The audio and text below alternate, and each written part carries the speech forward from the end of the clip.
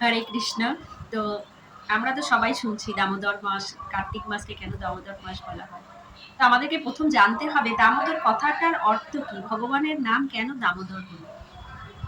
দাম, দাম উদর, অর্থাৎ দাম কথাটার মানে হলো রশ্মি বা দড়ি, আর উদর হলো পেট। তো এই কার্তিক মাসেই মা যশোদা শ্রীকৃষ্ণের সঙ্গে একটা লীলা করেছিলেন। এটা শ্রীকৃষ্ণেরই লীলা, মনে রাখার জন্য। তো যশোদাকে একদিন যশোদা একদিন এরকম ভগবানকে দড়ি দিয়ে আটকানোর চেষ্টা, বাঁধার চেষ্টা করেছিলেন। সেই লীলাকেই বলা হয় দামোদর। তাই এটা ভগবানের নাম অনুসারে এই কার্তিক মাসের নাম হয়েছে দামোদর মাস। তো আমরা একটুখানি লীলাটা জানবো। যশোদা একদিন কাজে ব্যস্ত ছিলেন। তো কি করছিলেন, দধি মন্থন করছিলেন। দধি মন্থন করছিলেন, উদু ফল আছে না, উদু ফলের মধ্যে দড়ি বেঁধে। তো এরকম এরকম করে মা যশোদা দধি মন্থন করছেন। তো সেই সময় শ্রীকৃষ্ণ কিন্তু ছিলেন না তখন। তখন তো ছোট শিশু একদম। তো উনি গেছেন খেলতে। তো মা যশোদা দধি মন্থন করছেন, আর কৃষ্ণের সেই বাল্যকালের যে গানগুলো সেগুলো মনে মনে করছেন, আর সেই একটা যে বাৎসল্য ভাব ওনার মধ্যে আসছে। তাতে কি হচ্ছে, ওনার আস্তে আস্তে মানে মাতৃ ভাবটা জেগে উঠছে, এবং ওনার আস্তে আস্তে ঘাম হচ্ছে। এবার যেহেতু দধি মন্থন করলে তো সমস্ত দেহটাই নড়ে। হ্যাঁ, কখনো চুলটা আলুথালু হয়ে যাচ্ছে, চুলের মালাটা খুলে পড়ছে।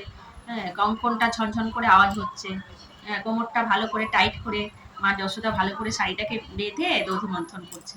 তো এইভাবে ভাবতে ভাবতে এদিকে শ্রীকৃষ্ণেরও খুব খিদে পেয়েছে। তো শ্রীকৃষ্ণেও দৌড়ে দৌড়ে দৌড়ে এসেছে মায়ের কাছে। এসে মাকে আবদার করছে, মা আমি দুধ খাবো। তো মায়েরও তখন, তার আগে যেহেতু ওনার শ্রীকৃষ্ণের বাৎসল্য ভাবটা মনে মনে করছিলেন, আর ভিতরে ভিতরে শিহরিত হচ্ছিলেন, তাই মা যশোদা যখন দেখছেন যে দধি মন্থন করছেন কিন্তু তার স্তন যুগল দিয়ে অটোমেটিক্যালি দুধ পড়ে যাচ্ছে, তখন শ্রীকৃষ্ণেরও এমনই টান, উনিও এসেছেন সেই সময়। মাকে বলছেন, সে মাকে আবদার করছেন, মা আমাকে দুধ দাও, তুমি এখন দধি মন্থন রাখো, আমাকে দুধ দাও, আমি খাবো।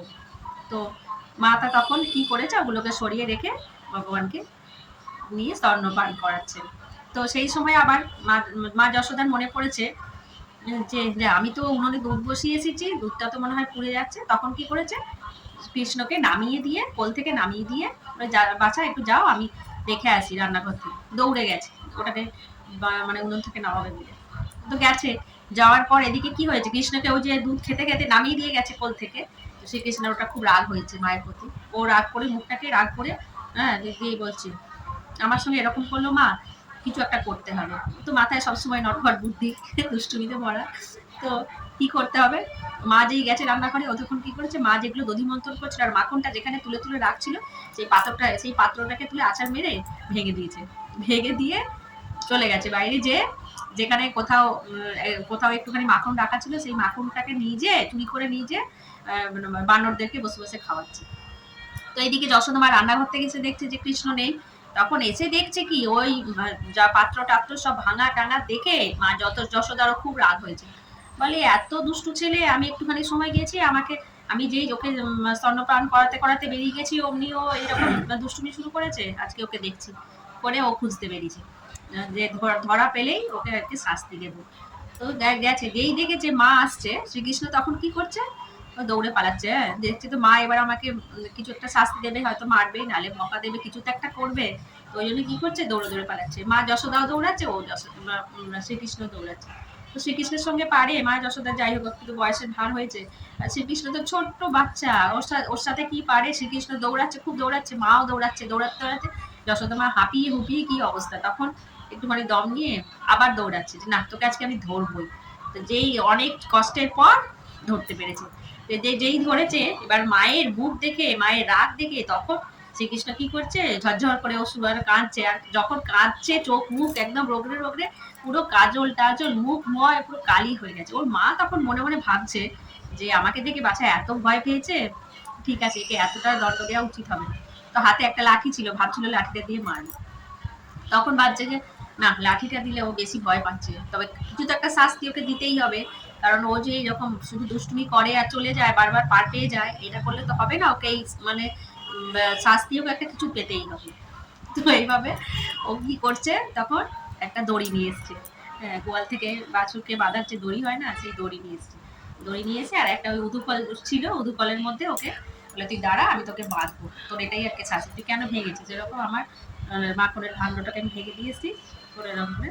তখন ও সেই মায়ের দিকে তাকিয়ে আছে আর চোখ রোগড়াচ্ছে আর চোখ মুখ সব কালি কালি হয়ে যাচ্ছে। হ্যাঁ, তখন এবার ওর মা দড়িটা নিয়ে এসছে, জানে ওইটুকু বাচ্চারা কতটুকু দড়ি লাগবে, মায়ের তো একটা আন্দাজ আছে, সেই অনুপাতে সে একটা দড়ি নিয়ে এসছে, নিয়েছে এইভাবে বাঁধছে, যতবার বাঁধতে চায় 2 ইঞ্চি কম হয়, পেটের কাছে এসে আটকে যায়। আবার তার থেকে একটু বড় দড়ি নিয়ে এসছে, আবার সেই 2 ইঞ্চি কম, আবার দেখছে যে না কি হচ্ছে ব্যাপারটা, মা যশোদা তো কিছুই বুঝতে পারছে না যে কি এমন হচ্ছে জিনিসটা, এইটুকু ছেলে এত বড় দড়ি লাগে। কিন্তু শ্রীকৃষ্ণের লীলা বোঝা তো দায়, সে তো মায়ের কাছে কিছুতেই ধরা দেবে না। এইবার অনেকবার চেষ্টা করার পর দেখছে যখন মা ঘেমে নিয়ে পরিশ্রান্ত হয়ে, মানে মায়ের ভিতরে ভিতরে একটা রাগ হচ্ছে, একটুকু ছেলে আমি একটা দড়ি দিয়ে বাঁধতে পারছি না, এরকম অবস্থা, খুব রাগ হচ্ছে যখন, তখন মনে মনে এই যে মানে শ্রীকৃষ্ণের কাছে যখন মা আত্মসমর্পণ করছে যে কিভাবে বাঁধবো বাচ্চা তোকে আমি, এটা চেষ্টা করছে, তখন শ্রীকৃষ্ণ মনে মনে, সে তো অন্তর্যামী, কত জ্ঞানী গুণী, কত সাধু সজ্জন কত চেষ্টা করছে ভগবানকে জানার, তার লীলা জানবার, তাও তারা পাচ্ছে না। কিন্তু যেহেতু মা যশোদা, তার মা, সেই মায়ের মুখ দেখে সে সেই মায়ের সেই মানে রাগ বা আত্মসমর্পণ দেখে তখন মনে মনে ভাবলো না, মাকে আর কষ্ট দিয়ে লাভ নেই, তখন কি করলো, সে বেগটাকে কমিয়ে ছোট্ট করে নিল, তারপরে দেখছে বাঁধা গেছে, তো এরকম বেঁধে দিয়েছে। তো এইটাই হচ্ছে লীলা। এটা কি, এর থেকে কি, এই লীলা থেকে ভগবান কি বোঝাতে চেয়েছে, যে ভগবানকে যদি ভক্তরা সেই ভক্তিটা দিয়ে বাঁধার চেষ্টা করে, ভগবান কিন্তু অবশ্যই তাতে বন্দিত হবে, কিন্তু এছাড়া কোনো উপায় নেই, ভক্তি ছাড়া কোনো উপায় নেই। তুমি তাকে জোর জবস্তি করে, ভগবানকে জানা কি এত সহজ, ভগবানকে কেউ জানতেই পারে না, তাকে জানাটাই মানে বিশাল, কি বলবো ওটা, মানে তুলনাই করা যায় না, যে আমি ভাববো তার সম্বন্ধে কিছু, এটা ভাবাই যায় না। তো সেইখানে মা যশোদার সঙ্গে এই লীলাটা করে তিনি এটাই বোঝাতে চেয়েছেন, আমার সঙ্গে ওই জোড়াজুড়ি করে কিছু হবে না, আমাকে জোর করে তোমরা কেউ পাবে না, ঠিক আছে, আমাকে ভক্তি করে ডাকো, আমাকে অন্তর থেকে ভক্তি দিয়ে আমাকে সবসময় স্মরণ করো, আমি তোমার ভক্তের জন্য আমি, সে যদি ভক্তি করে ডাকে সেই ভক্তের জন্য আমি তার বন্ধনে ঠিক জড়িয়ে পড়বো। তো এই হচ্ছে লীলা, সেই জন্য এই দামোদর মাসের এই এত মাহাত্ম। এটি কার্তিক মাসে এই লীলাটি হয়েছিল, মা যশোদা এবং শ্রীকৃষ্ণের সঙ্গে এই লীলাটি হয়েছিল দামোদর মাসে, কার্তিক মাসে হয়েছিল, তাই কার্তিক মাসকে দামোদর মাস বলা হয়। আর এটা খুব ডিসকাউন্টের মাস। দামোদর মাস কেন ডিসকাউন্টের মাস, কেন, এটা ভগবান শ্রীকৃষ্ণের খুব একটা প্রিয় মাস। এছাড়া বলা হয় যে রাধা রানীর নাম হচ্ছে কার্তিকা, রাধা রানী যেহেতু তেনার প্রেয়সী, তো রাধা রানী কীর্তিদা দেবীর মেয়ে, তাই কীর্তিদার নাম অনুসারে রাধা রানীর আরেকটা কার্তিকা দেবী। তো এই কার্তিকা দেবীর নামকে মনে রাখার জন্য বা এটাকে ভক্তদের কাছে পৌঁছে দেওয়ার জন্য ভগবান শ্রীকৃষ্ণের এই কার্তিক মাসটা খুব প্রিয় মাস। তো এই কার্তিক মাসে বা দামোদর মাসে কেউ যদি ভগবানকে এক মালা জপ করে ভগবানের উদ্দেশ্যে, সেটা 1000 মালার সমান হয়, অর্থাৎ 20%, 30%, 50% না, একদম 1000% যে কোনো বিষয়ে সেটা হচ্ছে ডিসকাউন্টটা পাওয়া যাবে। সেটা আমি মালা জপ করুন, দীপদান করুন, ভগবানের নাম গান করুন, ভজন কীর্তন করুন, কিংবা ভগবানকে মানে তুলসী সেবা করুন, বা ভগবানের উদ্দেশ্যে আপনি ভগবানকে তুষ্ট করার জন্য পূজা পাঠ করুন, যাই করুন না কেন, সেটা হচ্ছে 1000 গুণ সেই লাভটা পাওয়া যাবে, তাই এটাকে ডিসকাউন্টের মাস বলা হয়। তাহলে এই ডিসকাউন্টটা পেতে সবাই আমরা আগ্রহী, তাই সবাইকেই বলবো এই দামোদর মাস খুব ভালো একটি সুন্দর মানে ভগবানের প্রিয় হবার মাস।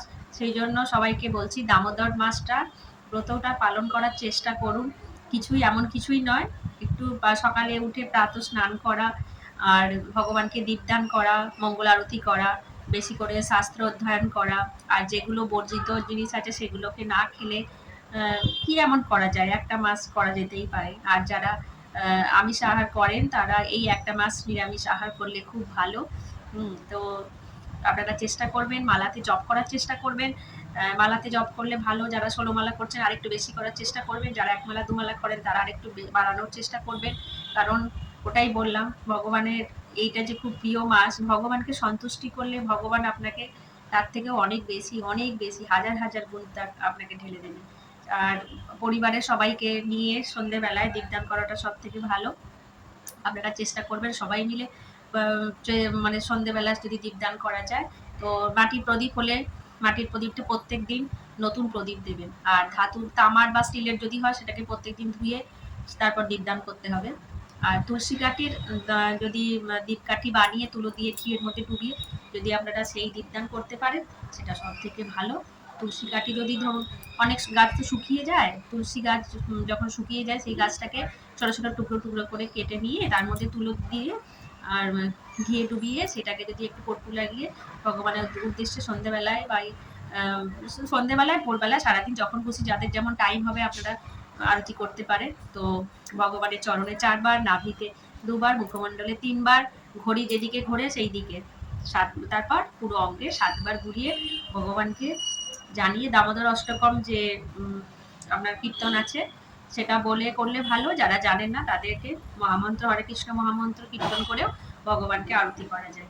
হরে কৃষ্ণ।